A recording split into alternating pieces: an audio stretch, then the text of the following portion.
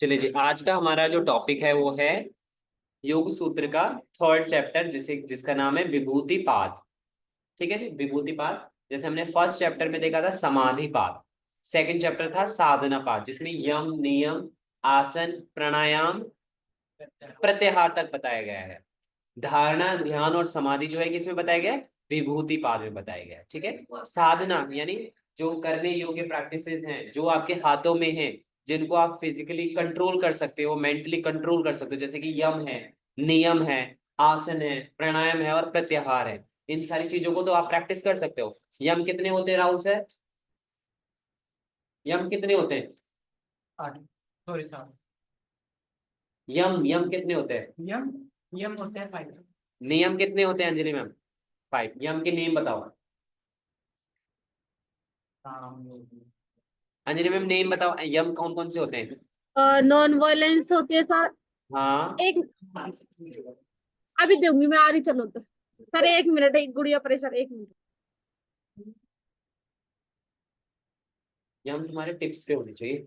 तभी स्टूडेंट ने ध्यान रखना है कि यम नियम हो गए, उन सबको याद करना है हमने। ठीक। वो टफ है, करने तो पड़ेगी सर। आसन कर रहे हो ना? आसन टफने लगते हैं। तो जब आपको आसन टफने लगता है, आसनों की प्रैक्टिस करें ना रेगुलर, वैसे इन चीजों को भी यम थोड़ा। अहिंसा सत्य सत्य परिग्रह। अहिंसा सत्य अस्तेय ब्रह्मचर्य अपरिग्रह।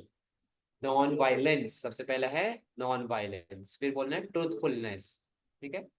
अस्तेय नॉन स्टीलिंग, ब्रह्मचर्य और अपरिग्रह, ये 5 यम है। नियम कितने होते हैं? 5। संतोष, तप, स्वाध्याय और ईश्वर निग्रह। उसी तरह से आसन है। प्राणायाम के बारे में हमने देखा था ना पिछली क्लास में। प्राणायाम कितने बताए गए यहाँ पे? कुंभक। कितने प्रकार के कुंभक होते हैं? तो इनहेले रेचक एंड पूरक। नहीं, कुंभक सर। हमने देखे थे महर्षि पतंजलि जी के अकॉर्डिंग कितने कुंभक देखे थे? मैंने राइट डाउन। 4 तरह के कुंभक होते हैं। अभ्यांतर वृत्ति, अंदर लेकर के सांस रोकना। बाह्य वृत्ति, सांस को बाहर छोड़ करके होल्ड करना। स्तंभ वृत्ति, सांस को जहां का तहां रोक देना, केवली कुंभक जिसे बोला जाता है। फोर्थ आता है आपका कौन सा? बाह्य अभ्यांतर विषय क्षेपी। तो याद रखना है इनको। हाँ, तो उसको देखते जाना। ठीक है जी।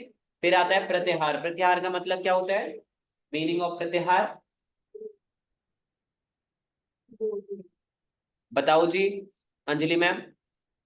एक उद्देश्य पर केंद्रित करना। एक उद्देश्य पर ध्यान विड्रॉल ऑफ सेंस। हाँ, अपने सेंसेस को बाहरी दुनिया से किसी उद्देश्य के लिए, किसी गोल के लिए उन पर टिका देना, है ना। डिस्ट्रैक्ट ना होना, अपने उद्देश्यों से भटकना ना, भटकाव ना पैदा हो, उसी को क्या बोलते हैं? प्रत्याहार बोलते हैं। ठीक है जी। जब आप प्रत्याहार करोगे तो कुछ आपके अंदर कुछ घटित होगा, कुछ चीजें होगी। तो अब हम जो थर्ड चैप्टर है हमारा, उसका नाम क्या है? विभूतिपाद। विभूति बोला जाता है स्पिरिचुअल पावर्स होती है, कुछ सिद्धियां होती है जो योगियों को मिलती है। तो इसमें 55 सूत्र हैं, 55 सूत्र हैं, जिसमें अलग अलग तरह की महर्षि पतंजलि जी ने विभूतियों के बारे में बताया है। तो सबसे पहले अगर देखा जाए तो जब हम शरीर को क्या क्या करते हैं, अपनी बॉडी से माइंड से प्रैक्टिस करते हैं, यानी जो ये योगिक प्रैक्टिस है, ये सिर्फ फिजिकल प्रैक्टिस नहीं है, ये हमारी एक स्पिरिचुअल प्रैक्टिस भी है। Physical mental plus spiritual practice भी है।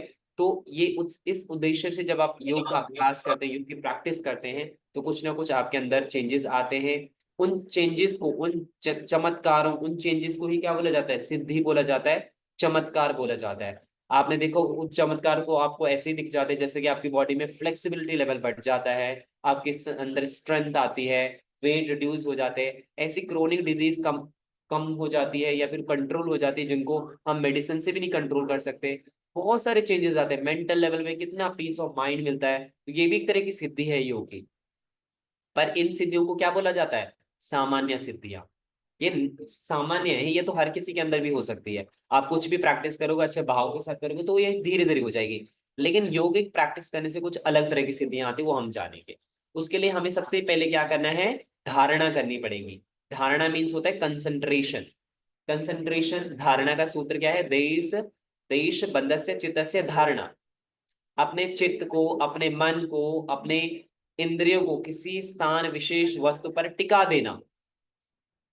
मतलब किसी भी देश, किसी भी प्लेस पे आप, या फिर किसी भी चीज पे, कोई भी वस्तु है, कोई भी गोल है जो आपका लाइफ का पर्पस है, वहां पे अगर अपने मन को टिका टिका देते हैं आप उसे एक जगह धारण कर लेते हैं, तो उस स्थिति को क्या बोला जाता है? धारणा बोला जाता है। जैसे आपके त्राटक करते हैं, जब आप क्या करते हैं, त्राटक प्रैक्टिस होते हैं ना, जिसमें हम एक टक होकर के एक चीज को देखते जाते हैं, एक कैंडल को देखते चले जाते हैं, या फिर फ्लेम को कंटिन्यूअसली देखते चले जाते हैं, तो वो स्थिति होती है हमारी किसकी? धारणा की। आपके मन में जैसे हम जैसे हम योगा का आसन करते हैं, बैलेंसिंग आसन करते हैं, एक जगह फोकस करते हैं, जब भी तो वो बैलेंस होता है हमारा। हाँ, वेरी गुड।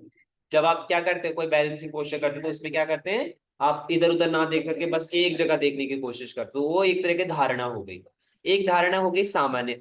एक धारणा हो गई जब हम स्पिरिचुअल लेवल पे, जैसे आप किसी गुरु को मानते हैं, किसी किसी फोकस करने के लिए। हाँ, फोकस करना। जैसे हम किसी गुरु को मानते हैं, तो आपने देखा होगा हमारे कुछ क्या होते हैं, हम किसी को फॉलो करते हैं, कुछ हमारे गुरु होते हैं, कुछ बहुत सारे लोग अपने हीरो हो गए, एक्टर्स हो गए, उनको अपना रोल मॉडल जिसे बोला जाता है ना, उनको फॉलो करने की कोशिश करते हैं, उनके जैसे एक्शन करने की कोशिश करते हैं। हमें लगता है हम ऐसे बन जाए, वैसे बोलने की भी कोशिश करते हैं, ऐसे रहने की भी कोशिश करते हैं।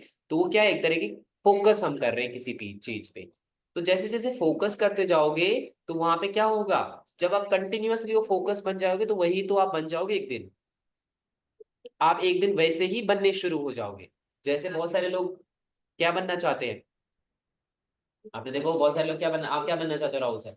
मैं अच्छा योगा टीचर। अच्छा, योगा टीचर बना है, तो आप एक टीचर के बारे में सोचते होंगे, उनको देखने की कोशिश कर रहे होते होंगे, या वीडियो देखते होंगे, या फिर उसके बारे में सर्च करने की कोशिश करते हैं। लेकिन धीरे धीरे वो आपके अंदर भी वो क्वालिटीज आनी शुरू हो जाती है ना। बहुत सारे आपने देखोगा, कुछ हीरो की एक्टिंग करते हैं, उसी तरह से बोलते हैं, उसी तरह का वो क्लोथिंग भी करते हैं, फिर वो बोलने की कोशिश करते हैं, सॉन्ग्स भी गाते हैं, फिर ऐसी एक्टिंग भी करते हैं, तो धीरे धीरे उनके अंदर वो आ जाते हैं सिम्टम्स, है ना। तो उसी तरह से अगर हम अगर बात करते हैं ना योग के बारे में, तो योग के बारे में कहा गया है कि हमने किसी भी धारणा जब करनी है, तो कैसे व्यक्ति पे करनी, कैसे एक नॉर्मल व्यक्ति पे नहीं करनी है आपने धारणा। अगर आप नॉर्मल व्यक्ति पे धारणा करोगे, तो आपके अंदर उसके पॉजिटिव पॉइंट तो आएंगे ही आएंगे, लेकिन उसकी जो नेगेटिविटी है वो भी आपके अंदर आनी शुरू हो जाएगी। अब ऐसा पता नहीं है कि जो आपके हीरो हैं, वो जिस तरह से आपके सामने दिखते हैं, रियल लाइफ में दिखते हैं, वो रियल में ऐसे होंगे। क्या पता उनके पीछे कुछ और सच हो, है ना। तो आपने ध्यान रखना है कि जो भी आपके गुरु हैं, तो गुरु के इसलिए बहुत इंपॉर्टेंट होता है कि जो आपको रास्ता दिखाए, है ना, आप अंदर एक समझ क्रिएट करें कि आपको क्या चाहिए। तो जैसे हम क्या करते हैं, जैसे हमारे भगवान हैं, हम ईश्वर की पूजा करते हैं, भक्ति योग में करते हैं ना, जो लोग भगवान शिव को मानते हैं, कृष्ण भगवान जी को मानते हैं, कुछ राधा रानी जी को मानते हैं, कुछ वाहेगुरु जी को मानते हैं, अलग अलग है, कुछ हनुमान जी को मानते हैं, अलग अलग हर किसी के देवी देवता होते हैं, विष्णु जी हो गए, ब्रह्मा जी हो गए। तो धीरे धीरे हम उनके जैसे बनने की कोशिश करते हैं, तो वो तो अच्छी बात है, उनके जैसे बनेंगे तो उनसे हमें क्या मिलेगी, पॉजिटिव एनर्जी मिलेगी। आप एक दिन उनके जैसे बनने की कोशिश करोगे, आप उनको हर समय अपने साथ रखोगे, तो धीरे धीरे आपके अंदर वो क्वालिटीज आनी शुरू हो जाएगी। तो क्या बोला गया है, अगर हम जिसपे धारणा करेंगे, तो धारणा अगर कंटिन्यूअसली आपकी होती है, जब आपका फोकस किसी चीज पे लगातार होता है, तो आप वैसे बन जाते हैं। यानी जब आप उस सिचुएशन को फील कर लेते हो, जो आपने सोचा है, मन में चाहा होगी, आपने देखो बहुत बार हम कुछ चाहते हैं, लेकिन वो एकदम से नहीं मिलती। धीरे धीरे जब आप वर्क करते जाते हो, एक दिन वो आपको धीरे से अचीव हो जाती है, और आप उसको फील कर पाते हैं। उसी तरह से ध्यान भी है। ध्यान मतलब होता है तत्र प्रत्येक तानता ध्यानम। तत्र प्रत्येक प्रत्येक तत्र प्रत्येक तानता ध्यानम। यानी जब क्या होता है, कोई भी विषय वस्तु को हमने कंटिन्यूअसली देखते गए, उसमें हमारे पास क्या होता है, एक मैं हो गया, मतलब एक बॉडी हो गई, एक हमारा मन हो गया, और एक हमारे पास क्या है, कोई ऑब्जेक्ट हो गया। तीन चीजें हो गई ना, एक आपकी बॉडी, एक आपका माइंड, और एक आपने जिसपे फोकस किया था। लेकिन कुछ समय बाद क्या होगा, आपका मन वहां से हट जाएगा, आपके शरीर वहां से हट जाएगा, आप वही चीज हो जाओगे। समझ में है? इसको और कैसे समझोगे, आपने देखोगा दीपक होता है, दीपक आपने देखा, उसकी एनर्जी, उसकी जो लाइट होती है वो कैसी होती है, एकदम स्प्रेड होती है। अपने नीचे उसका क्या होता है, अंधेरा होता है ना। बाहर की तरफ क्या होता है, उसका पूरा लाइट होता है। तो आपने उसके क्या किया, प्रकाश उसका फैला हुआ है। ऐसे हमारा मन भी है, चित्त भी है, हम अपनी एनर्जी को ऐसे डिस्ट्रीब्यूट करके रखते हैं। लेकिन जैसे जैसे इस एनर्जी, इसमें क्या होता है, कुछ चीजें तो है आपको क्लियर दिख जाती है, लेकिन कुछ चीजें प्रॉपरली क्लियर नहीं दिखती। लेकिन वही लाइट को जब हम एक जगह स्टोर कर देते हैं, जैसे कि टॉर्च है, तो टॉर्च में क्या करते हैं, एक चीज को कंटिन्यूअसली देखते हैं, तो वो क्या है, एक धारणा है। और जब आप उस बिंदु में, उस लाइट में ही विलीन हो जाते हैं, आप वो लाइट बन जाते हैं, वो ध्यान है। समझ में आया? प्रत्याहार में हम क्या होते हैं, लाइट दीपक की तरह है। कंसंट्रेशन में हमने टॉर्च की तरह अपनी सेंसेस को ऐसे कंट्रोल किया और एक पॉइंट को कंटिन्यूअसली देखा, और धीरे धीरे आप वो वस्तु को अचीव कर लेते हैं जिस पे आपका फोकस होगा। इसीलिए बोला जाता है, जो भी आप बोल रहे हैं, जो भी आप कर रहे हैं, तो सोच समझ के हमने बोलना है अपने आप को। बहुत सारे लोग अपने आप को नेगेटिव थॉट्स बोलते रहते हैं कि मैं नहीं कर सकता, मेरे से नहीं होगा, हर समय नेगेटिव रहते, तो उनके अंदर नेगेटिविटी आनी शुरू हो जाती है, वो कभी भी पॉजिटिव नहीं होते। तो एक टीचर का काम होता है उनको पॉजिटिविटी देना, तो आपने उनको हमेशा पॉजिटिव समझाने की कोशिश करनी है। ऐसे ही कुछ लोग होते हैं बहुत ज्यादा ओवर कॉन्फिडेंस हो जाते हैं। बैलेंस रहना बहुत इंपॉर्टेंट है, ओवर कॉन्फिडेंस भी नहीं होना और लो भी नहीं होना, बैलेंस में लाइफ को जीने की कोशिश करनी है। कभी कभार धोखा हमें जब ओवर कॉन्फिडेंस होता है तो भी मिल जाता है, तो इसलिए कोशिश करना है कि हमने अपने जीने का तरीके पे, यानी अपने लाइफ स्टाइल पे फोकस करना है, ध्यान देना है। ध्यान के लिए कहा गया है पूर्ण एकाग्रता। जब हम पूरी तरह से एकाग्र हो जाते हैं, जब आप पूरी तरह से क्या हो जाते हैं, जब आपका चित्त में उठने वाले जो थॉट्स हैं, चित्त वृत्ति निरोध को बोला गया है ध्यान। जब आपके मन में कोई विचार, कोई भाव न रहे, तो ध्यान वो हो जाता है। ध्यान में क्या हो जाता है, आप उस वस्तु की तरह, जो आपका गोल था, जो आप चाहते थे, वो लाइफ में बच जाते हैं। दूसरे इसको समझे, ध्यान भी अलग अलग प्रकार का होता है। जिस चीज को हम ध्यान मतलब आईज क्लोज करके ध्यान करें, उसके अलावा कोई अदर कोई चीज ना हो, उसको ध्यान करना। हाँ जी, ध्यान भी अलग अलग तरह के होते हैं। हर कोई व्यक्ति ध्यान कर रहा है जहां आपकी चाह है, मतलब जो आपने चाहा है, इच्छा है, वही ध्यान बन जाता है। जैसे कि चोर व्यक्ति है, चोर कोई चोरी करने वाला है, वो भी ध्यान कर रहा है, उसके लिए भी सोच रहा है ध्यान। वो कैसे करनी है चोरी, कैसे नहीं करनी, कैसे वो करनी, ध्यान प्लानिंग लगा करना ना है। पूरी, वो भी एक तरह का ध्यान है, पर वो ध्यान क्या है, गलत ध्यान है। हाँ। ठीक है। कोई व्यक्ति क्या है, खाना कुक करना है, अच्छा खाना बनाना है, तो उसके लिए भी वो ध्यान है, किस तरह से उसको अच्छे से, है ना, बनाया जाए, कुक किया जाए, कैसे उसको, है ना, दिया जाए, वो भी एक तरह का ध्यान है। एक होता है स्पिरिचुअल ध्यान, अपने आप को जानने के लिए जो ध्यान होता है, जो हम अपने के लिए कर रहे हैं, यानी उस गॉड से, उस परमात्मा से जुड़ने के लिए कर रहे हैं, तो वो आपका आध्यात्मिक ध्यान होता है। तो वो ध्यान भी अलग अलग तरह का होता है। हम ड्राइविंग कर रहे हैं, हम योगासन कर रहे हैं, कुछ भी कर रहे हैं, वो सब ध्यान का पार्ट है।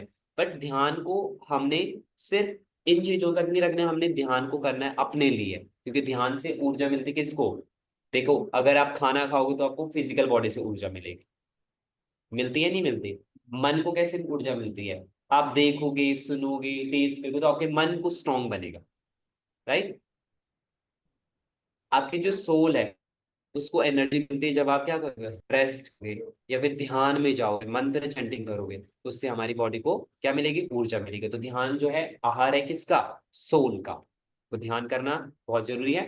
ध्यान कितना करना चाहिए एक दिन में? जितनी हमारी एज है उतने मिनट। सपोज करो आपको 23 मिनट्स है, तो 23 मिनट डेली करो। कितने एज आपकी? बस 20 मिनट्स करो, ज्यादा नहीं करना आपने, बस 20 मिनट्स की हैबिट डालो। धीरे धीरे ये 20 मिनट्स आपका 40 और 40 60 अपने आप होता चला जाएगा। स्टार्टिंग में 20 मिनट्स करो, जितनी भी आपकी एज है। तदैवार्थ मात्र निर्वासम स्वरूप शून्यमेव समाधि।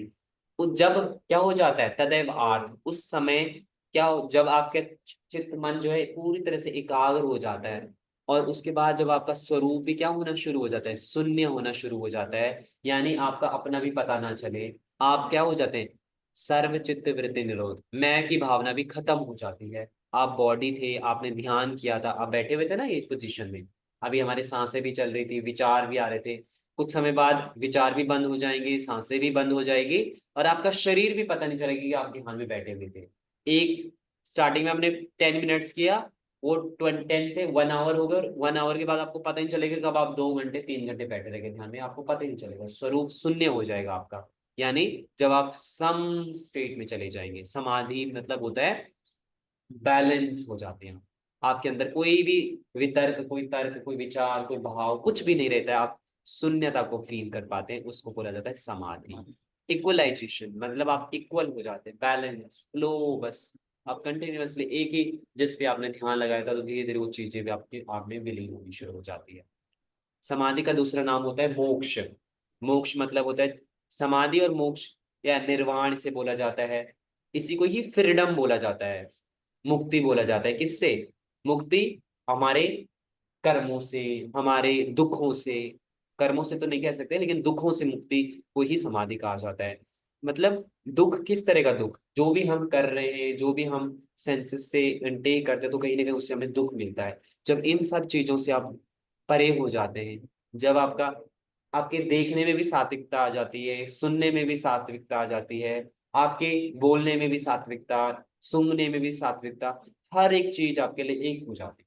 आपको किसी में कोई रस नहीं रहता है कि मुझे मिले ना मिले, मुझे अच्छा दिखे ना दिखे, मेरी कोई तारीफ करे ना करे, आपके लिए हर एक दुनिया एक जैसी।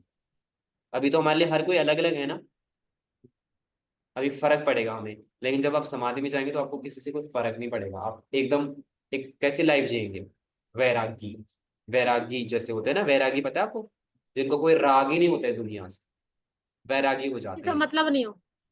हाँ, कोई मतलब नहीं। कुछ लोग तो मतलब होते हुए भी बिना मतलब के रह जाते हैं, लेकिन रियल में जब मतलब ना रहे, बहुत बार तो इग्नोर करते हैं ना लोग, मतलब ही नहीं है, अंदर से मतलब होता है उनको लेकिन दिखाने की हाँ मतलब अंदर से होता है, वो दिखावा करते हैं कि हमें मतलब नहीं, इग्नोर मतलब नहीं। मारते हैं। हाँ तो रियल में मतलब आपके पास कोई व्यक्ति आ भी जाए ना भी आ जाए, कोई कोई फर्क नहीं, बस आप अपनी लाइफ को एंजॉय कर रहे हो, है ना। पर ध्यान रखना कि आपका समाधि होना किसी को नुकसान ना दे। कभी कभार आप बहुत शांत हो जाते हो तो फिर सामने वाले को बहुत लगता है ना। ये भी ध्यान रखना। दूसरे चीजें हैं मोक्ष, जिसका मोह का क्षय हो जाए, मोह समाप्त हो जाए। मोह मतलब होता है अटैचमेंट्स, उसी को ही समाधि बोला जाता है। मोह किस चीज का? जैसे हमारे अलग अलग तरह से अटैचमेंट्स है ना, हम हर एक चीज के साथ जुड़े हुए हैं, हमें ये चाहिए वो चाहिए, हर किसी के साथ, कोई हमारे लिए करेगा नहीं करेगा, हमें डर रहता है। तो जब आपका ये मोक्ष मोह समाप्त हो जाएगा ना, तो उसी को ही समाधि बोला जाएगा। ठीक है जी।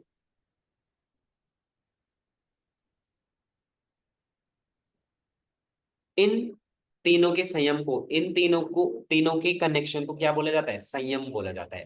त्रियमेकत्र संयमा, संयम आना शुरू हो जाता है, मतलब संयमित एक योगी व्यक्ति होता है वो संयम होता है उसमें। जैसे कछुआ होता है ना, कछुआ एग्जाम्पल, इसमें कछुआ को समझते हैं।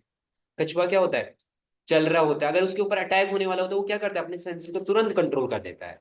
ऐसे ही जो योगी होता है, जो साधक होता है, अगर उसको लगता है कि मेरे को दिखने में मतलब कुछ गलत दिख रहा है, मुझे गलत सुन रहा है, मुझे कुछ हो रहा है, तुरंत अपनी आंखें उनके सब बंद करो, बस अपने अंदर उस परमात्मा का ध्यान करो, संयम आना शुरू हो जाता है। आपके सामने बहुत सारे पकवान हैं, बहुत सारे व्यंजन पड़े हुए हैं, लेकिन अगर आपकी इंद्रियां, आपके मन, आपके सन कंट्रोल में है, तो क्या होगा? आपका चाह कर भी आप कुछ चीजों को नहीं खा पाएंगे। आपको पता है कि मेरे को इस खाने से कोई दिक्कत नहीं, मुझे चाहिए नहीं, मुझे तो जो चीज चाहिए वो उस पे जाऊंगा, बस वो चीज खाऊंगा, बस तृप्त। थोड़ा मिला नहीं मिला, ज्यादा मिला थोड़ा मिला, बस बैलेंस। तो संयम मतलब होता है कंट्रोल, बैलेंस, है ना। संयम किससे आता है? जब आप कंसंट्रेशन करोगे, मतलब आपको स्टार्टिंग में थोड़ा सा फोकस करना पड़ेगा संयम करने के लिए, स्टार्टिंग में आपको एनर्जी एफर्ट लगाना पड़ेगा, कुछ समय बाद एफर्ट टूट भी सकता है, धीरे धीरे एफर्ट जब लॉन्ग टाइम तक हो जाएगा तो फिर वो ही बनना शुरू हो जाता है।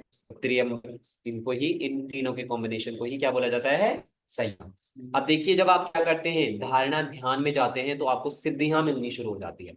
आपको पता है अष्ट सिद्धि नवनिधि के दाता कौन थे? भगवान, कौन? भगवान हनुमान जी, है ना। हनुमान जी वीर बजरंगी जिन्हें बोला जाता है, उनके अंदर अष्ट 8 टाइप्स की सिद्धियां थी, और ऐसे हमारे बहुत सारे साधक हैं जिन्होंने इन सिद्धियों को प्राप्त किया था। आप भी इन सिद्धियों को प्राप्त कर सकते हैं। वो किसके थ्रू? जब आप भगवान जी का ध्यान करेंगे, हनुमान जी का ध्यान करेंगे, भगवान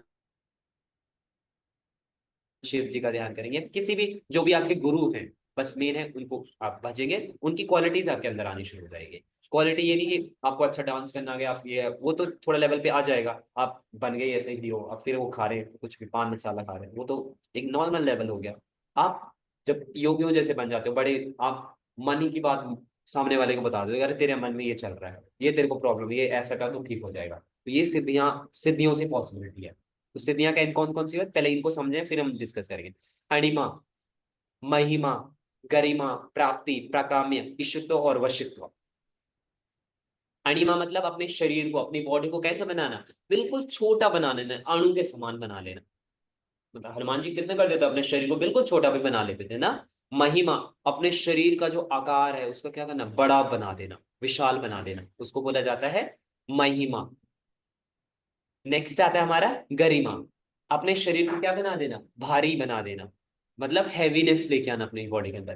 तो भगवान जी के पास ये शक्ति थी, पावर थी। लघिमा, अपने शरीर को इतना हल्का बनाना, इतना लाइट वेट बनाना है कि आप उड़ पाओ। तो अब एक स्थान हनुमान से जी दूसरे उड़ते थे स्थान ना, जाओ। हैं? हनुमान जी उड़ते थे। हाँ उड़ते थे ना, तो आप पढ़ सकते हो। सर प्राप्ति, ये रियलिटी में हो सकता है, ऐसे कर सकते हैं? अगर हम आम आदमी जैसे हम योगा कर रहे हैं, अगर पूरा डीपली जाए तो ये हो सकता है रियल में? ऐसे में ऐसे बहुत सारे योगी हैं जो पता है क्या है, मेडिटेशन बैठे बैठे यहाँ से ही, जैसे न्यूजीलैंड चले गए, स्विट्जरलैंड चले गए, कंट्री बिन, मतलब रेकी एक थेरेपी है, रेकी होती है एक प्रैक्टिस। या फिर जो आपने लहरी महाशय जी के बारे में सुना होगा, महाअवतार बाबा जी, ये योगी हुए हैं अभी कुछ समय पहले की हैं। अब अगर पूरा ज्यादा, मतलब इतना डिफरेंस भी नहीं है उनको, हनुमान जी तो बहुत पहले आए थे, लेकिन वो तो अभी लहरी महाशय जो हो गए, और बहुत सारे योगी हुए हैं ऐसे, जो क्या करते थे, बस ध्यान में बैठ गए, और यहाँ से कोई, अगर किसी का कोई रिश्तेदार बीमार है, वो यहाँ से वो जाकर के वहां पे उनको हील करते, बैठे बैठे ध्यान में बैठो बस, सूक्ष्म रूप बॉडी से। मतलब दिखे नहीं थी, हाँ, जो बॉडी है वो यही रहती थी या वो वहाँ भी? मेडिटेशन में ध्यान, बॉडी, वो वहां पे अपना आकार बना लेते थे ऐसे सूक्ष्म शरीर। ये जो बॉडी, एक तो फिजिकल बॉडी है हमारी, एक सूक्ष्म शरीर भी है, इसको हम ट्रैवल करवा सकते हैं, तो उनके अंदर वो पावर थी। ऐसे बहुत सारे योगी हैं जो करते हैं।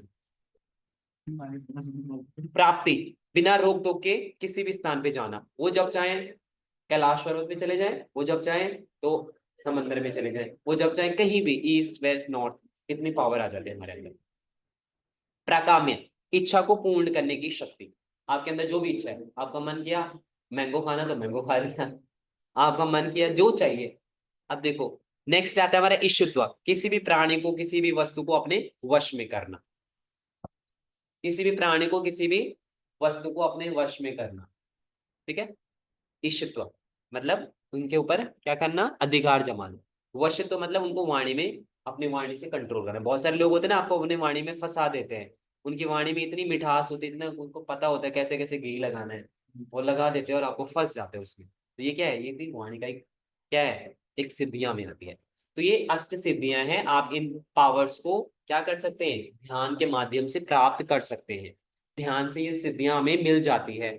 अब देखिए, अब हमारे शरीर में इतनी पावर है कि जैसे हम बंद आंखों से नहीं देख सकते, लेकिन आप ध्यान के माध्यम से थर्ड आई चक्र के थ्रू सब कुछ देख सकते हैं। ऐसे बहुत सारे स्टूडेंट हैं अभी भी, जो आंखों पे पट्टी बांध करके पढ़ भी लेते हैं, देख भी लेते हैं और सुन भी लेते हैं। अभी हम एक वर्कशॉप में गए थे, स्कूल एक मेडिटेशन का सेंटर है, वहां पे कुछ स्टूडेंट है जिनको बंद कर दिया और वो सब कुछ देख रहे थे, पढ़ रहे थे, उनको लिखा है ये क्या लिखा हो, वो पढ़ लिया। उनकी क्या एज? हाँ, एज क्या? एज क्या, 15 20 के बीच में हो। हाँ वो कर रहे थे प्रैक्टिस, उनकी प्रैक्टिस होती है, मेडिटेशन की प्रैक्टिस। वो कलर भी को, जैसे आंखों पे पट्टी बांधे, वो कलर भी बता देते हैं कि आपके कौन सा कलर है, ये कौन सा कलर है, बंद करके। इतनी इतनी पावर है हमारी आईज में। सुनने की शक्ति, अभी तो हम कुछ ही पावर साउंड्स को सुन पाते हैं जो हमारे आसपास की है, इनमें इतनी पावर है कि आपकी दूर की आवाज भी सुन पाओगे, 5 किलोमीटर दूर, 10 किलोमीटर दूर।